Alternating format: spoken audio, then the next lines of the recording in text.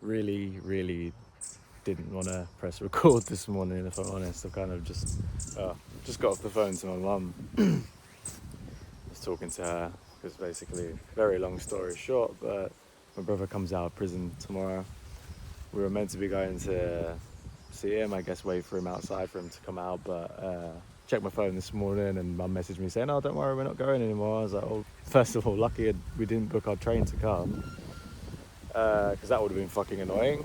And secondly, what do you mean we're not coming? Like, what's going on? So anyway, mum rang me whilst I was walking Nisa. I was just chatting to her and she was like, oh yeah, he said basically to mum and dad, don't worry about it. I know you guys are busy because they just opened up a shop like literally yesterday, Saturday. So don't worry about it. Plus he's got friends coming. So I was like, oh, like, asked mum, who's the friends coming? Knowing kind of full well who it is. They're not his friends, but that's his journey, whatever. And she's like, oh yeah, I don't know. I'm just like, okay, you can skirt around the question as well, whatever, but who knows. But yeah,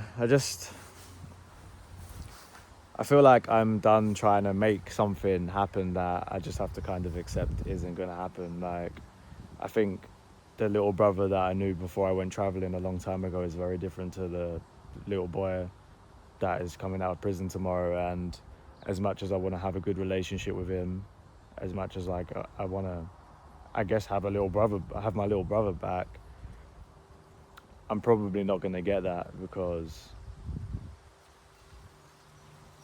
it's just not going to happen.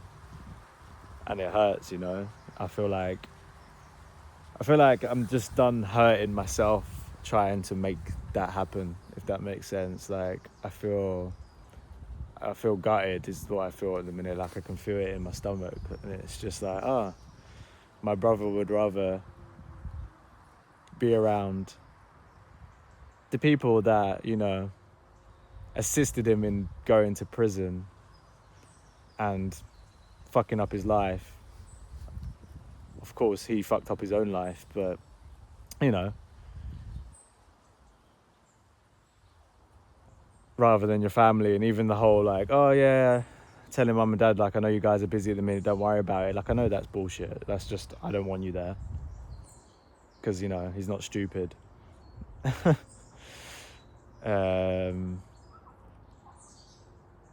And it's just like, wow, yeah, it's like, oh, my brother would prefer that than his family. And it's not a shock. This is like time and time again he chooses these people over his family. So I don't even know why I'm surprised, but I guess it just still hurts, you know? It still hurts. But I'm kind of just sat here chilling with Nisa, and I realize, I'm like, you know what, you need to stop stressing over this. You need to stop like holding on to this. You need to just get on with it yourself. Stop moping about how like broken you think your family is and how messed up things are.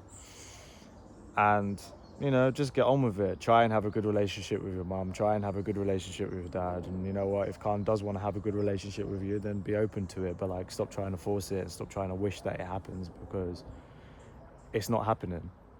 And I can't make it happen. It doesn't matter how much you want something in life. There's certain things that aren't meant for you. And if they're not meant for you, it doesn't matter how hard you try, it's not going to happen. And if you just keep pushing, trying to force it, that's where you feel what I'm feeling now, which is a version of, you know, a whole range of emotions you can feel. What I'm feeling is disappointment, gutted, I guess maybe even a bit of regret there and sadness. But what we like to call, I guess, negative emotions come up for you when you try and force shit to happen. You have these expectations, the expectations don't get met, and then you're just left there wondering why. But yeah, I really didn't want to do this video today. I just was like, you know what, in my head thinking about all this shit, and I was just like, can't be fucked. Like, but I just reminded myself like why I'm doing these videos in the first place, and it kind of just took me back to a couple of weeks ago when I first started, and I realized how much better I felt after just speaking out loud. Because I think, all right, it hurts to say it out loud sometimes because it makes the thoughts in your head real, but at the same time, making them real gets it out of your head, and that gives you some relief. Yeah, you want to come here, come, and then, which I think more than anything is what I need. So I had to remind myself, like, hey, there's a reason why you're doing this, and it's for this very reason. So here I am, I guess, despite feeling that pretty shit, despite feeling like I really didn't want to do this, I guess overcoming that hump and doing it at the same time, just from speaking out loud, I'm having these realizations, because they're not really things that I've been thinking per se, but as I'm thinking and talking, I'm having, I guess, like these epiphanies where I'm like, you know what, Paris, you need to stop forcing it. You need to actually just finally let go of this stuff, because you've been trying your whole life, and it's just hurting you. It's like, if I was in love with a girl that didn't love me back, would I keep chasing her and to make her love me? No, I wouldn't. So why is it when it's my brother I do that? And I'm not saying that he doesn't love me. I just don't think he has the capacity to love me in this way that maybe I want him to. And I don't think his priorities are the same as mine. Unfortunately, I think we live very different lives. And, you know, for that reason, it's just like, actually, it probably is better for me to distance myself, because, you know, trying to build a relationship with someone that you're related to that closely, that you don't trust, that has done some pretty fucked up things to you and your family, has seen them put your parents through a lot of pain and suffering, has, you know, lied, beaten, and manipulated and done everything under the sun to all three of us, mum, dad, and me. It's hard to accept that. And it's like, sometimes I'm like, am I crazy? Like, this boy isn't a nice person to us, but I still love him so much. And sometimes it upsets me that I do. It's like, why can't I just not like you? Why can't I just, like, be okay with you not being in my life? Why can't I just cut you out and that be alright? But it's hard. It's really hard. But it's been a blessing in disguise as well. I think last year, whenever it was when he actually went to prison, last year, that was, I had like, well, that wasn't the trigger. I guess that was the domino of things that happened. My family kind of went into a hole and they stopped talking to me, and then that blew up a load of shit for me, and ended up having a nervous breakdown because of it. But in that nervous breakdown, that put me on to this path of actually finally starting and beginning the process of feeling and letting go, which prior to that I wouldn't say I hadn't been. I think I had been laying the foundation for a few years of my journey, getting to the point where I was ready to start feeling this shit, but I didn't know that was the case. And this event was the catalyst that was like, you're ready for this shit now, here it is.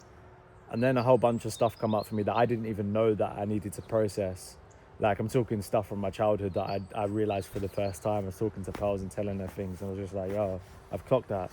I'm this way, or this happened to me, or I think this way because of this, or, you know, that thing that happened to me when I was younger. Well, this is why this happened to me when I was an adult, because it's the same shit repeating itself. And it's like, I didn't even realize that until this stuff come up for me. And the only reason it come up for me is because my brother ended up going to prison.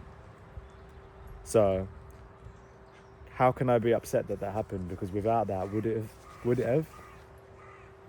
And this is the thing. It's like, it puts life into perspective, because we as humans, we like to label things positive, negative, good, bad. But really, that's just a matter of opinion. You know, everything's subjective. And the reality is that most things aren't good or bad. When we look at things that happen to us, we are in a victim state, right? Oh, that thing happened, it's terrible. Why did it happen to me? I don't deserve this. Why? Things happening to me. You're a victim, right? You have no control or power over the things, right? When you stop labeling things good or bad, and you start just seeing them for what they are, you realize that even though, all right, some shit might happen where you're like, that's undesirable, I would have preferred that not to have happened, and I don't want that to happen again. you can still find the positive in it as well. You can still find the lesson in it. You can still find the thing that helped you to grow, or the message, or it changed your belief or some shit. I'm telling you. And you're just like, if that hadn't have happened, then I wouldn't be the person that I am now. And that's how you have to look back at your life, all the shit that you're carrying, that you're wondering like, oh, why me? Why did that happen to me? You have to switch it to things are happening for me, and why did that happen for me? Once you start asking that question, which is hard because you have to break through the story that you're telling yourself that's keeping you in victim. It changes, and you begin the process of healing and letting go and growing. So it's like, yeah, oh my God, my brother went to prison, that really hurt. Oh, my parents stopped talking to me, and it brought up all this shit for me, and I felt so alone, and I was depressed, and blah. But in that process, it knocked me fucking senseless, yeah? But then it knocked me to my senses. And I learned so much about myself in that period. And now I'm finally like, I'm letting go of that weight that I'd been carrying without knowing my whole life. And it's freeing. And I'm finally doing that. Like, even just popped into my head, even with like the weights that I'm letting go of. Something that I woke up with this morning was like, I've got a stiff neck, and something that I've had for, I can't tell you how many years, it's chronic neck and shoulder pain, right? I've always got tight shoulders. I guess it's a symptom of always being tense, always being stuck in survival mode, fight or flight. You know, it's like my body's always bracing for the worst. It's a characteristic of an anxious person, but I didn't know this for a lot of my life. I just thought that, I had tight shoulders. I went to physio. They told me like, you just need to stretch out. I actually was working with this guy for months, didn't improve it whatsoever. Anyway, he ended up leaving, and then they passed me on to like another physio in the clinic, or whatever you call the places where physios are at, clinic. And the first thing he said to me, this was like 5 years ago, he said,